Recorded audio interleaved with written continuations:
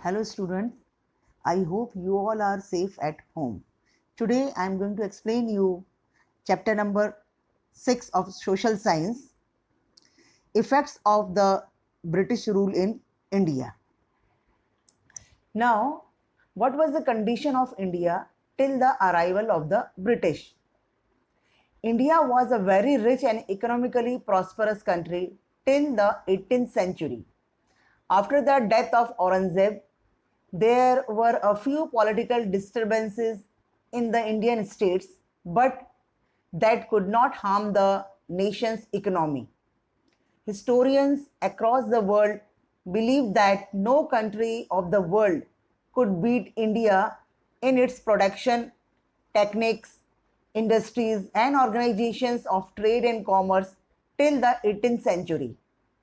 India was a rich source of raw material for England and other European countries. However, when the British arrived in India, they not only ruled over her but also exploited her economically by selling commodities which were manufactured in their factories and mills at a very high price to Indians. They ruined almost all the economic activities of the Indians. Thus, India became economically poor and handicapped. Now, the condition of peasants and agriculture during the British rule. After the Battle of Buxar, the British got the rights to collect land revenue from Bihar, Bengal, and Orissa. Thus, the British started generating maximum income from the farmers, even at the cost of their land and crops. As a result, the farmers became poor. Many a times, the poor farmers could not pay their revenue, so they sold their gold and sometimes even their land. This left the farmers with no capital or assets. Hence, many peasants borrowed money from landlords on a very high interest. Thus, the rich farmers of India became debtor. The agriculture sector of India shattered. Meanwhile, a devastating famine took place in Bengal in 1770 AD. Lakhs of people died out of starvation during this famine.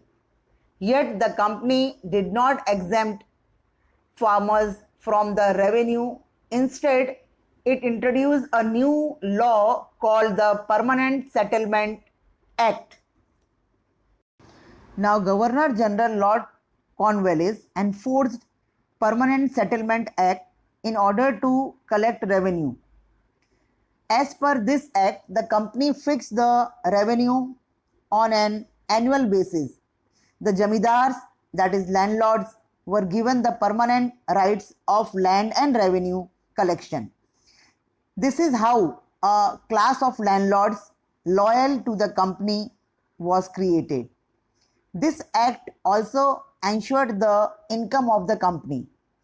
Against this, the peasants who worked hard in the hot sun to cultivate the land and grow crops were exploited.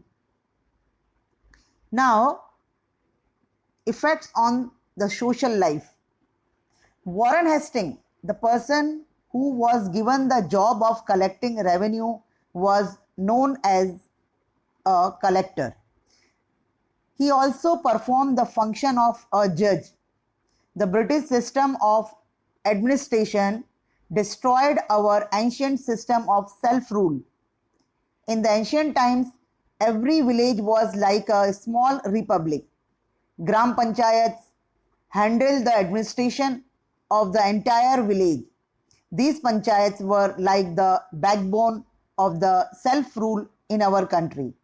These institutions of local self-rule stood their ground even during the times of foreign invasions and the Sultanate period, but were destroyed due to the administrative policies of the British. Now, the policy of social reforms by the company made people feel insecure and suspicious. They felt that the government was trying to convert them to Christianity and destroy the Indian culture and religion forever. People believed that the Indian social system was deliberately undermined in the railways and military. An order was passed in Agra that every Indian had to salute the British. If it is not done, it was considered a crime and was liable for punishment. As a result, there was a widespread sentiment of anger and hatred for the British among the Indians. Now, student, in my next video, I will explain you the further topic. Thank you.